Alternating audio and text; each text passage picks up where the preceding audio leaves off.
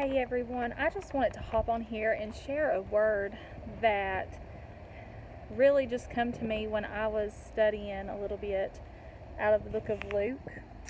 Um, the Lord spoke and He said, God, He must hide us sometimes from others in a season to prepare us in the desert where we must grow, learn, go through hard and holy things to wax stronger in the spirit, so that when the timing is just right, to then thrust us into the public for Him to show His glory in and through us through our gifts and our callings. Do you see a follower of Jesus who is doing great and mighty things for the kingdom of God? Know and remember this, you guys. It is the things which you didn't see. Yes, let me say that again. It's the things which you didn't see. You did not see the preparation season in the desert where God had to do some hard and holy work in and through them to get them to the place where they are now at today. Remember this, when we want to start comparing our lives to others, the weight and the cost of the call is heavy. But oh boy, is it worth it.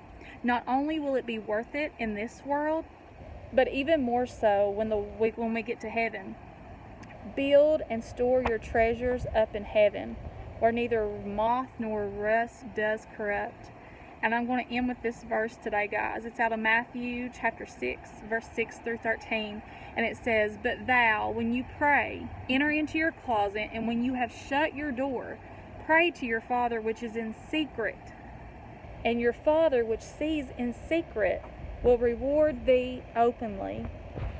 What we do in secret matters, guys. What we do when nobody's looking matters to God. And sometimes when God throws us in those desert seasons, in that time of preparation, it's in a season where nobody sees nothing on the outward. You know, they know you love Jesus, but they don't see the work that God is doing in that season of preparation. So, just remember this today, guys, that what we do in secret matters. And God will reward that publicly when the timing is just right. John the Baptist had to go, when he was born, he lived in the desert. He went through his desert season where he was away from the public. Nobody really was around him. He was out there eating wild locusts and honey and was kind of hidden away during a season. But then when the time was right for the time for his showing to go and prepare the way before Jesus, he finally got thrust into the public. Then was the time for him for others to see the work, the hard and holy work that God had done through him in that season in the desert of preparation. I don't know what season you guys are in today. I don't know if you feel like you're not seen, you're hidden away, that nobody sees or even notices you, but God notices you. He sees those things which you do that nobody else sees. And He don't want us to go and bragging about those things that we do in secret. He wants that to be between us and God. If He tells you to go and cook a meal for a family that just lost a loved one, that is a hard and holy work. And it don't have to be seen, but God will reward that publicly, some way, somehow. So just enjoy whatever season you are in right now.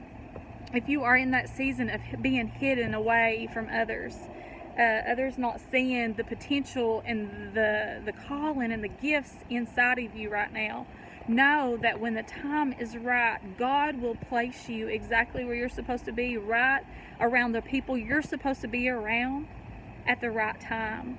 God bless you guys. I pray that this encourages you today as it has encouraged me. God sees you. He sees and He knows when that time of preparation and that time of the desert season, when its time is done and it's time to thrust you into the public.